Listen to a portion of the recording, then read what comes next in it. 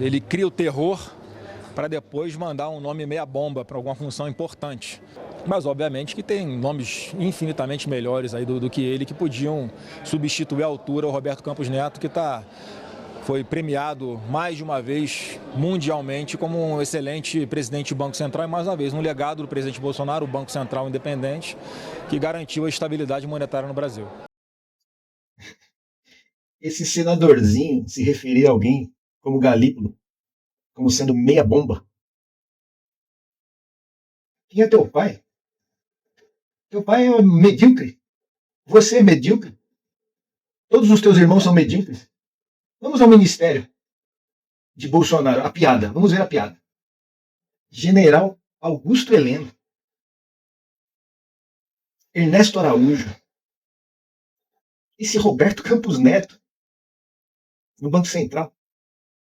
É mais bem a bomba do que essa porcaria. Paulo Guedes na economia. Afundou o país. Tá difícil de consertar. Tarcísio. Tarcísio não fez nada em termos de obras. Ficou inaugurando uma ponte de madeira. Tiveram a manha de gastar mais com a viagem para a inauguração do que custou a ponte. Damares. Ai, meu Deus do céu. Me dá diarreia. Osmar Terra, que mais vivia no mundo da lua e dos sonhos. Pazuello, como ministro da Saúde, ainda quis emplacar o próprio filho, o Bananinha, como embaixador nos Estados Unidos. Um fritador de hambúrguer. Nada contra fritador de hambúrguer. Que, aliás, eu fui por bastante tempo. Mas sem condição. Sem condição. Sérgio Moro, que graças à Globo enganou muita gente durante muito tempo, não sabe nada. Nada. Já tomou lavada do Dilma, já tomou lavada do Lula, tomou lavada de todo mundo. É um completo despreparado. Eu não sei como ele entrou lá. Dizem que a maçonaria influencia nos concursos públicos. Não sei se isso é verdade, mas só pode ser. Teve a manha de colocar o Salles.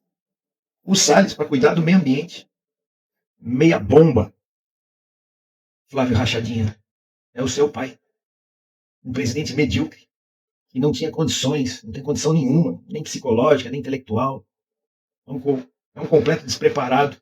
Fica quieto. Cala essa boca. Eu vi o teu irmão no programa do Silvio Santos respondendo questões de história. Pelo amor de Deus. Vocês não têm condição de estar onde vocês estão. É uma piada. Isso fora os ministros que foram barrados porque tinham um currículo falsificado. Tiveram que falsificar o currículo porque eles não têm condição realmente de desenvolver patavina nenhuma. O Marcos Pontes, que parecia um nomezinho assim, né? Astronauta, tinha um certo know-how. O que ele fez pela ciência? Os cientistas só reclamaram. Os pensadores nesse país debandaram, eles não aguentavam mais. Vocês estão cercados das maiores aberrações intelectuais que esse país já produziu. Vocês se pautam no Olavo de Carvalho, que se auto-intitula filósofo. Aquilo é um astrólogo. Astrólogozinho. E aprenda uma coisa, senadorzinho. Quando Roberto Campos Neto é premiado lá fora, por quem? Quais os interesses? Quando é premiado lá fora, é porque jogou contra o país aqui. Viu? Viu, Rachadinha? Eu te desafio. Vamos comparar os dados socioeconômicos do teu pai, o gênio, e do Lula. Vamos lá. E amanhã?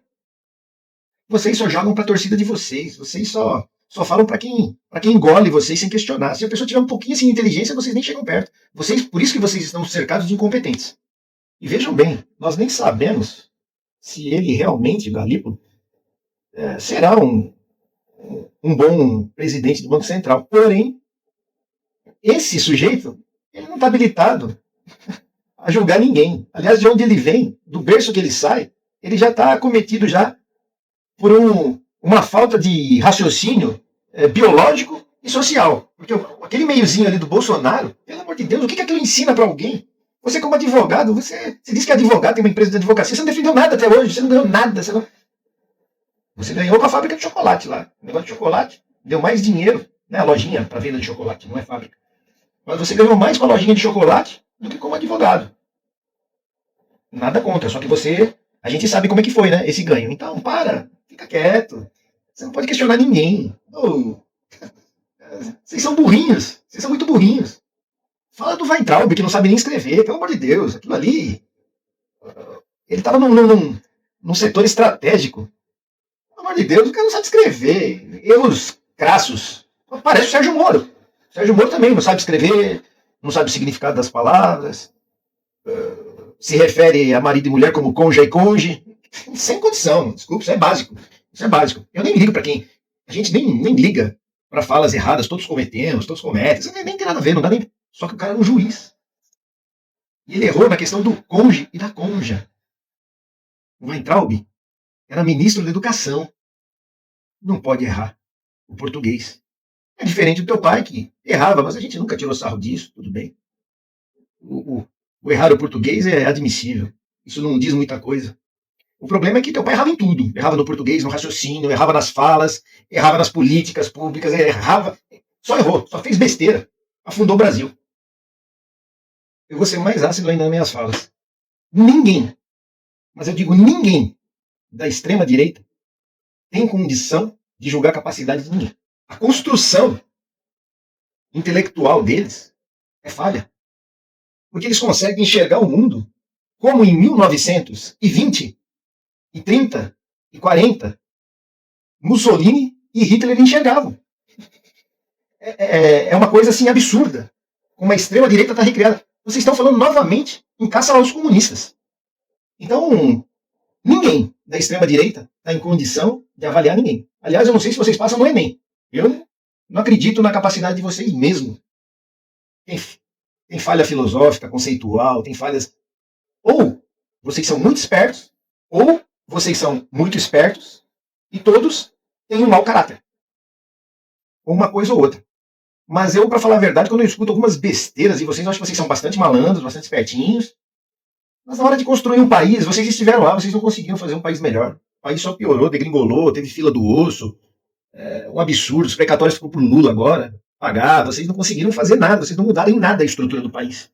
Nada, nada, nada. Então, sinceramente, hoje até, quando um profissional se diz bolsonarista, eu já, toma cuidado.